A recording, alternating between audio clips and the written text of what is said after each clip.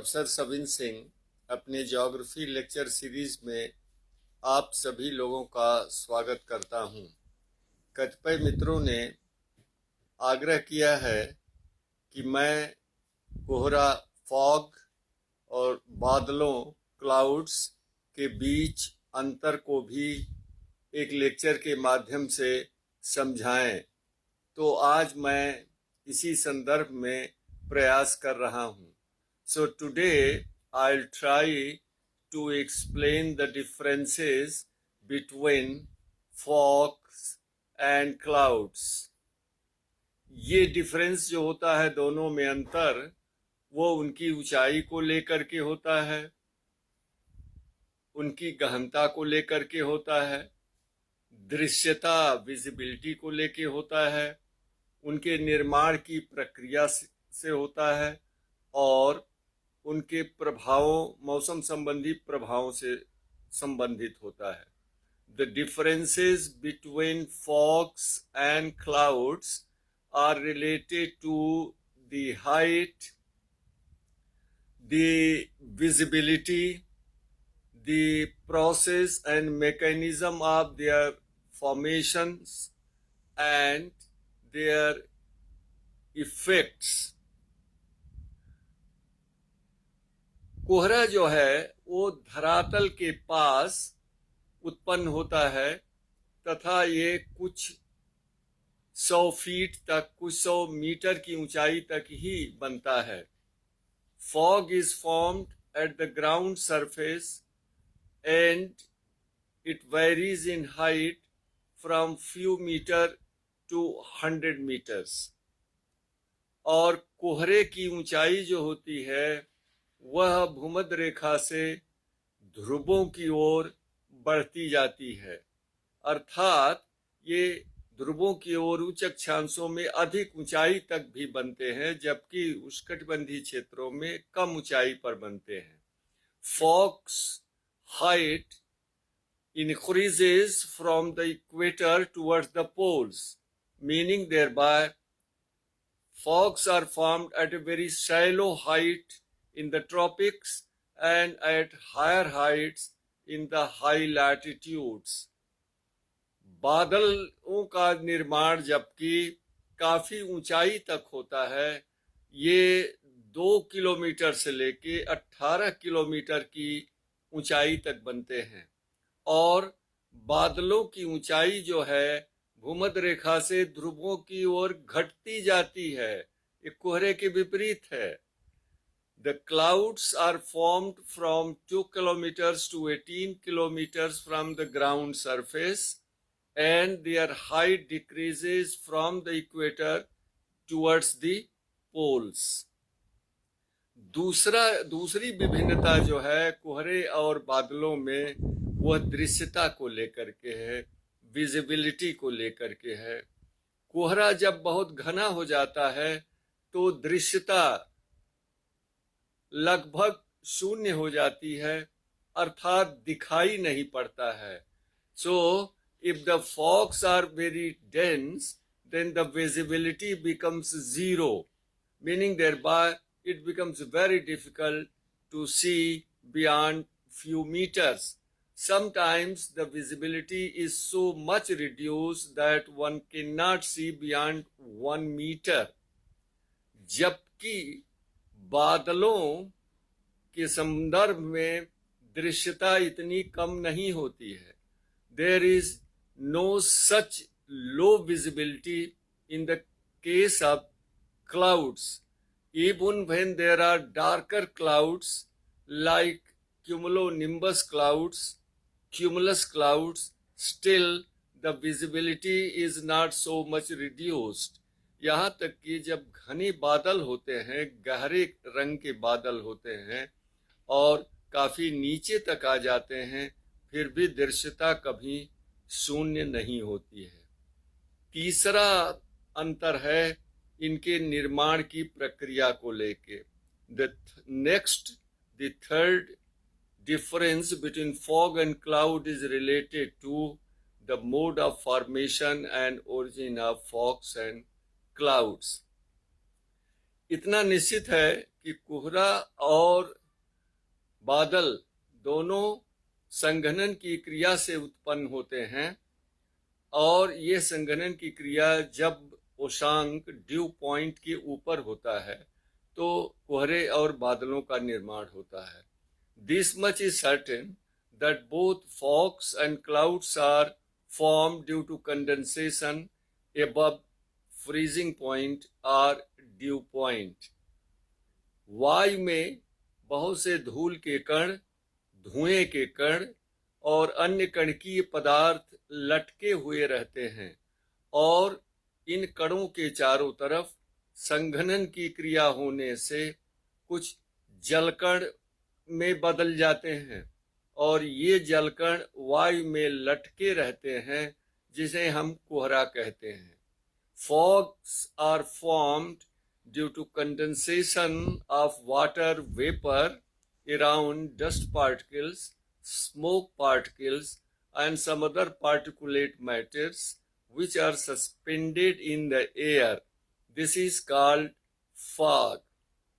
जबकि बादलों का निर्माण भी हाइग्रोस्कोपिक न्यूक्लियाई के चारों तरफ संघनन की क्रिया होने से छोटी से बड़ी बूंदों का निर्माण होता है, और ये जब बहुत सी असंख्य बूंदें आपस में मिल जाती हैं तो बादलों का निर्माण होता है. On the other hand, clouds are formed due to aggregation of several numerous droplets which are formed due to condensation of water vapor around hygroscopic nuclei. और ये बताना भी जरूरी है कि कोहरे का निर्माण डायबेटिक प्रक्रिया के अंतर्गत होता है, जबकि बादलों का निर्माण अडियाबेटिक प्रक्रिया के तहत होता है. Fogs are formed through diabetic processes, whereas clouds are formed through adiabatic processes. What are the diabetic processes? Diabetic प्रक्रिया क्या होती है? इसमें हवा में क्षैतिज गति होती है, लंबवत गति नहीं होती है, जबकि एडियाबेटिक प्रक्रिया में वायु में लंबवत ऊपर की ओर गति होती है. There is a horizontal movement of air in a diabetic process, whereas there is a vertical movement of air under adiabatic process. तो कोहरे का निर्माण जो होता है वह वायु के शीतलन की प्रक्रिया के द्वारा होता है, और वायु के ठंडा होने या शीतलन की प्रक्रिया या तो विकिरण शीतलन द्वारा होता है, या परिचालन की प्रक्रिया कंडक्शन की प्रक्रिया के द्वारा होता है, या गर्म एवं ठंडी हवाओं के मिश्रण के कारण होता है. The cooling of air in the formation of fogs is accomplished either through radiation cooling or conduction cooling or mixing of warm and cold air mass. जबकि दूसरी तरफ बादलों का निर्माण गर्म एवं आर्द्र वायु के ऊपर उठने के कारण होता है. जब गर्म और आर्द्र वायु ऊपर उठती है तो एडियाबेटिक रेट यानी 1000 मीटर ऊपर जाने पर 10 डिग्री सेंटीग्रेड की दर से ठंडी होती है, उसका तापमान कम होता है. और इस तरह से जब तापमान इतना कम हो जाता है कि वायु संपृक्त हो जाती है, सैचुरेट हो जाती है, सापेक्षिक आर्द्रता 100% हो जाती है, तो संघनन की क्रिया प्रारंभ हो जाती है और बादलों का निर्माण होने लगता है. Thus, the clouds are formed because of the cooling of air by adiabatic process, wherein temperature decreases at the rate of 10 degrees centigrade per 1000 meter of rising air. कोहरे ने अगला जो अंतर होता है कोहरा और बादलों में, वह इनके प्रभावों को लेकर के होता है। कोहरे में किसी भी प्रकार की वर्षण की क्रिया नहीं होती है। There is no process of precipitation in fog, but there is precipitation of several forms from the clouds, like rainfall, snowfall, hailstorm, drizzle, dew. All these are related to the clouds. And next point of difference is regarding the occurrence and duration of fogs and clouds. Fogs are generally formed during night and in the morning, whereas clouds can be formed at any time throughout 24 hours. कोहरे का निर्माण प्राय रात में होता है और प्रातः काल होता है, जबकि बादलों का निर्माण 24 घंटे हो सकता है, किसी भी समय ये हो सकता है। और प्रातःकाल सूर्योदय के होते ही कोहरा धीरे धीरे छटने लगता है, अदृश्य होने लगता है, लेकिन कभी कभी कोहरा 12 बजे दिन तक भी टिका रहता है। Fog starts disappearing with the sunrise, but sometimes fog stays up to noon. जबकि बादलों के संदर्भ में इस तरह की कोई दशा नहीं होती है, कोई शर्त नहीं होती है।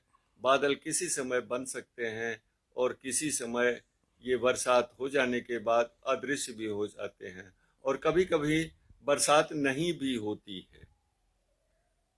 कोहरा खास करके मुख्य रूप से मनुष्य के स्वास्थ्य के लिए, फसलों के लिए, कृषि के लिए, सब्जियों के लिए हानिप्रद होता है। Fogs are injurious to human health, crops, vegetables and fruits.